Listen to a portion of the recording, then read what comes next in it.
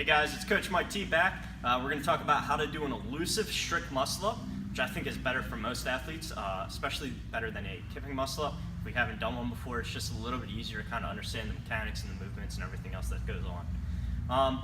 So what we're going to go over today is how to get one, and then what we need to do most importantly. So like prerequisites to a strict muscle up. So I want you to be able to do 6 to 8 strict ring dips and 6 to 8 strict pull-ups. All right, so a couple of strict ring dips for you.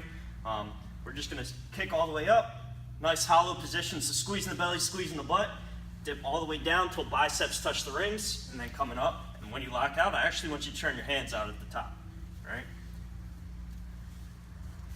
So I want you to be able to do at least 6 to 8 of those, all right? If you can do more, that's great. If not, you need to work on your strength a little bit there. But just because you can't do 6 to 8 doesn't mean you can't get a strict ring muscle up. It's just gonna make your life a whole lot easier. So if we go over here real quick, another one is the strict pull-up. Again, same thing. I want you in a really nice hollow position, squeezing the belly, squeezing the butt, and then pulling the chin all the way over the bar. The higher you can pull, the better. All right, squeezing the belly, squeezing the butt. All right, nice, really strict pull-ups. All right, same thing. Just because you can't do 6 to 8 doesn't mean you can't do a strict ring muscle up. It just means you need to work on your strengths a little bit more. If you can do 6 to 8, it's going to make your life easier again. All right. So if we go back over to the rings real quick, let's talk about a false grip. Really important. If you notice, I have chalk all over my hand here. I have it mostly in this area. So I'm actually going to try and lay the crease of my wrist in that ring first, and then grab the ring with my hand.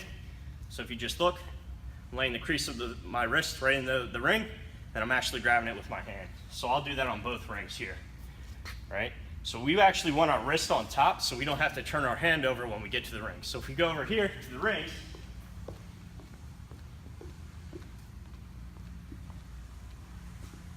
so the actual strict muscle up, right? This is a pretty good height for me. It might be a little high.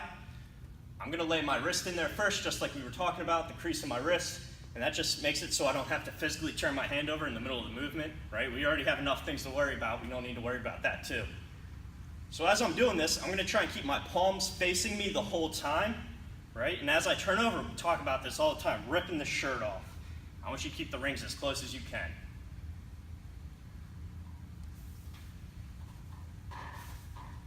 Right? So another important fact is, at the bottom, I actually want you to turn out, just so you're locked out all the way, and then at the top, try and turn out too. All right? So if I do 2 in a row for you, turn out, then palms forward, right? So if you struggle with some of those movements, I would work on them. If you have coaches around, I know CrossFit Sweat Angel, we're really big on those movements. Ask your coaches how to get some help. If you struggle with the strict pull-up, which is going to be the biggest contributing factor, we actually have a strict pull-up program that's 6 weeks long. It can really help you out. Thanks.